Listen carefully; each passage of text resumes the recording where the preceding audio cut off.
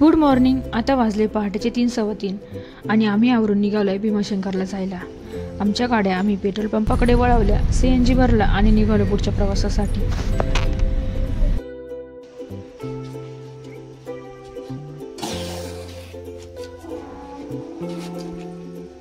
महादेव, आपण निघालोय महादेवाला जायला. आता किती वाजले?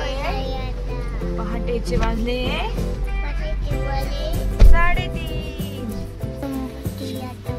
श्री शिवाय ओम नमः हर हर ओम नमः. आम्ही निघालोय घोडेगाववरून. इथून भीमाशंकर 44 किलोमीटर आहे. तसं फारसं लांब नाही, पण घाटाचा नागमोडी वळणाचा रस्ता असल्यामुळे गाडी इथून जरा हळूच चालवावी लागते. त्यात रस्त्याने धुकं एवढं असतं की रस्त्याने जास्त काही दिसत नाही. भीमाशंकर हे महाराष्ट्रातील एक महत्त्वाचे तीर्थक्षेत्र आणि निसर्गरम्य ठिकाण आहे, जे भगवान शिवाला समर्पित असलेल्या 12 ज्योतिर्लिंगांपैकी एक आहे. पुणे जिल्ह्यातील सह्याद्री पर्वतरांगेत वसलेले हे ठिकाण एकीकडे भक्तांसाठी पवित्र स्थळ आहे, तर दुसरीकडे निसर्गप्रेमींसाठी हे एक सुंदर अभयारण्य आहे. इथेच भीमा नदीचा उगम होतो, जी महाराष्ट्रातील एक प्रमुख नदी आहे. आम्ही येऊन पोहोचले आता भीमाशंकर येथे. मंदिराच्या 1.5 किलोमीटर अंतरावरच गाडी पार्किंगसाठी सुविधा आहे. इथेच गाडी पार्किंग करून तुम्हाला पुढे पायी ट्रेक करीत मंदिराकडे जावं लागतं. आम्ही पहाटे 5:15च्या आरतीसाठी मंदिरात पोहोचलो. आम्ही गेलो तेव्हा आरती सुरूच झाली होती, त्यामुळे जरा घाई केली आणि VIP गेटने मंदिरात गेलो. छान दर्शन घेतलं, आरतीही झाली.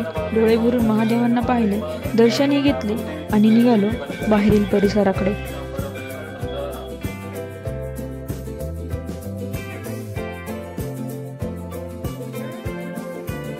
तुम्हाला माहिती आहे का, या जागेला भीमाशंकर या नावाने का ओळखले जाते? त्याची सुद्धा एक सुंदर कथा आहे. चला मी तुम्हाला सांगते. त्याचा भाऊ कुंभकर्ण आणि कुंभकर्णाचा मुलगा भीम राक्षस.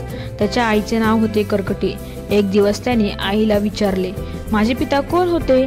तेव्हा तिने सांगितले, तुझे पिता कुंभकर्ण श्रीरामांच्या सोबत युद्ध करत असताना मृत्यू पावले. तेव्हा त्याला ते ऐकून क्रोध आला व त्याने सूड घ्यायचं ठरवलं. भीमराक्षसाने 1000 वर्ष ब्रह्मदेवाची तपश्चर्या केली व सर्वशक्तिशाली व्हायचे वरदान घेतले.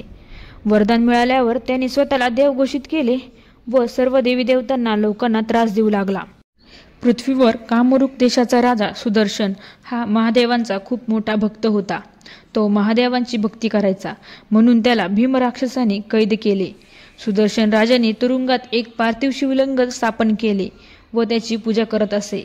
भीमराक्षसाला हे कळाल्यावर त्याने सुदर्शन राजाला मारण्यासाठी तलवार उचलली व तेथे भक्ताला वाचवण्यासाठी स्वतः महादेव प्रगट झाले. महादेवांचे भीमराक्षसासोबत घनघोर युद्ध झाले. महादेवांनी भीमराक्षसाचा वध केला व त्या युद्धाच्या वेळेस महादेवांच्या अंगाच्या घामाच्या धारा जमिनीवर पडल्या व भीमा नदीचा उगम झाला. तसेच त्रिपुरासूर नावाच्या राक्षसांचा वध देखील महादेवांनी भीमाशंकर येथेच केलेला आहे, अशी ही कथा सांगितली जाते.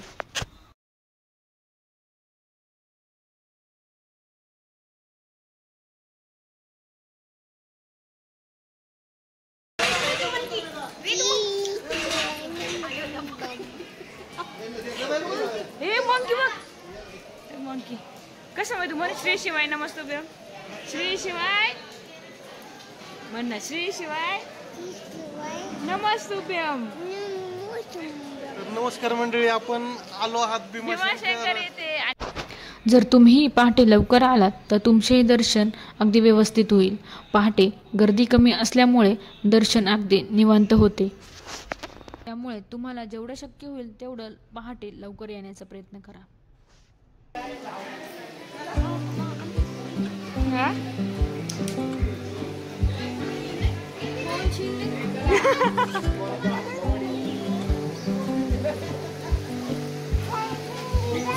चिंपॅन्झी नाही ते इथून आहे ना.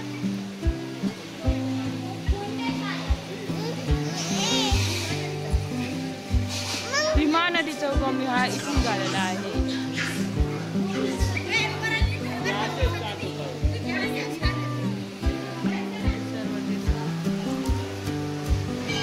सर्व तीर्थकुंड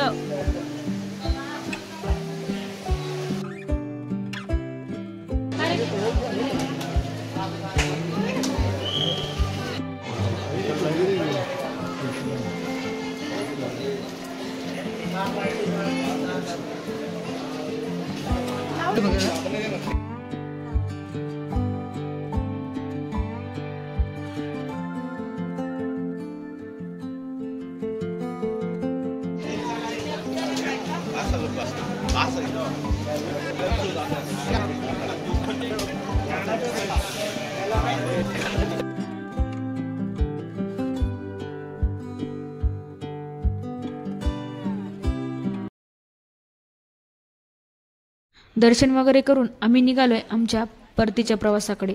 पण आपला हा व्हिडिओ इथेच संपत नाहीये. मी अनुभवलेल्या निसर्गाची मजा जर तुम्हालाही घ्यायची असेल तर हा व्हिडिओ शेवटपर्यंत नक्की बघा.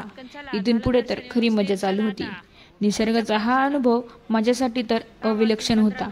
तुम्हालाही हा अनुभव घ्यायचा असेल तर व्हिडिओ शेवटपर्यंत नक्की बघा. भीमाशंकर जंगल हे पुणे जिल्ह्यातील असलेले एक अभयारण्य आहे, जे जैवविविधतेने समृद्ध असून महाराष्ट्राच्या राज्य प्राण्याला म्हणजेच भारतीय विशाल खारीला शेकरूचे निवासस्थान आहे. हे सह्याद्री पर्वतरांगेत वसलेले असून घनदाट जंगल, विविध प्रकारचे झाडं, औषधी वनस्पती, दुर्मिळ पक्षी आणि प्राणी यांचे हे अधिनिवास आहे. निसर्गप्रेमींसाठी, ट्रेकर्स आणि पक्षी निरीक्षकांसाठी हे एक उत्तम ठिकाण आहे.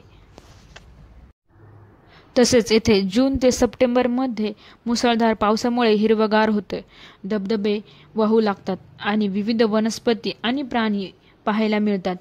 येथे वर्षाला सरासरी 6000 मिलीमीटर इतका पाऊस पडतो, ज्यामुळे आजूबाजूचा परिसर हिरवागार शाल पांघरून नटतो.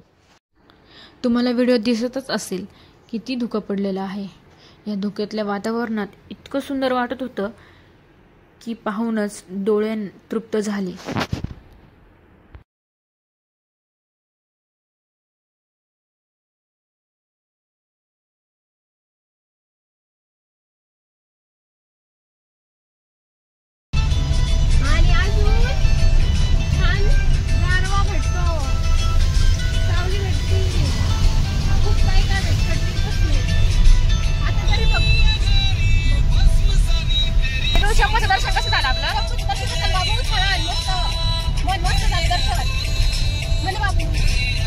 सांगा कसं वाटलं? तिकडे पाहून बोला, व्हिडिओ मध्ये पाहून बोला. कसं वाटलं? खूप मस्त वाटलं आम्हाला. असं वडान भेटलं. परत यायची अपेक्षा लागली. हा येणार, परत नक्की येणार.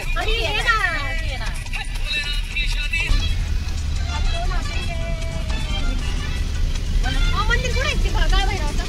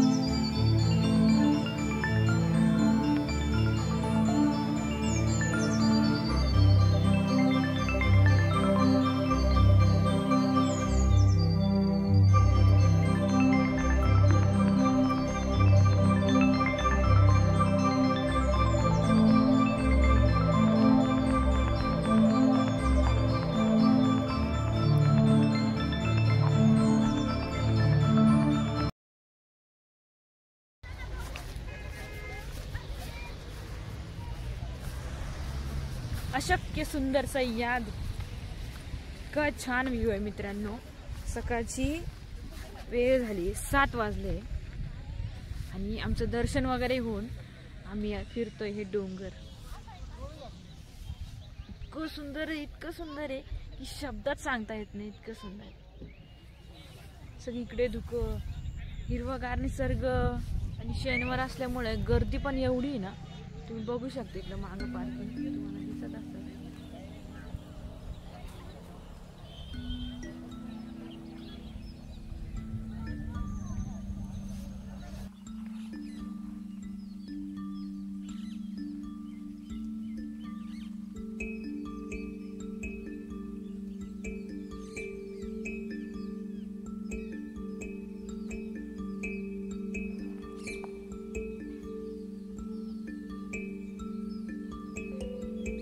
रस्त्याच्या दोन्ही साईडनी असणारी ही हिरवळ, हिरवी शाल पांघरलेला डोंगर, झाडं, वेली, पक्षी, प्राणी, डोंगराच्या कुशीतून वाहणारे छोटमोठे धबधबे डोळ्यांना खूप सुंदर व आकर्षक वाटू लागतात आणि निसर्ग आपल्याला किती काय देतो याची जाणीव होऊ लागते.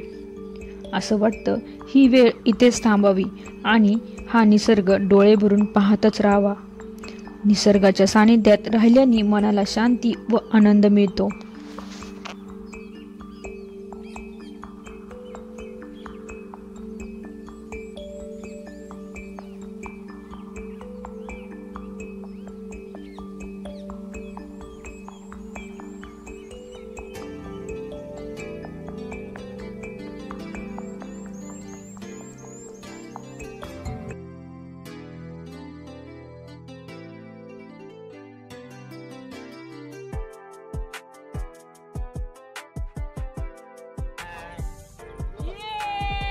ही आहे माझी पूर्ण फॅमिली. मम्मी, पप्पा, दादा आणि माझी छोटी बहीण वैष्णवी.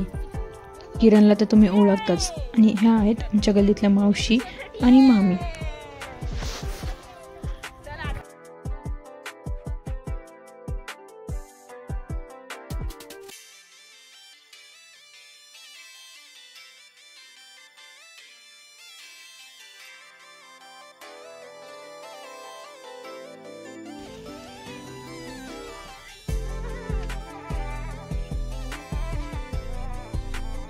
हे जे व्हिडिओ तुम्ही पाहत आहात हे आहे डिंबे धरण. पुणे जिल्ह्यातील आंबेगाव तालुक्यातील घोड नदीवर असलेले हे डिंबे धरण आहे.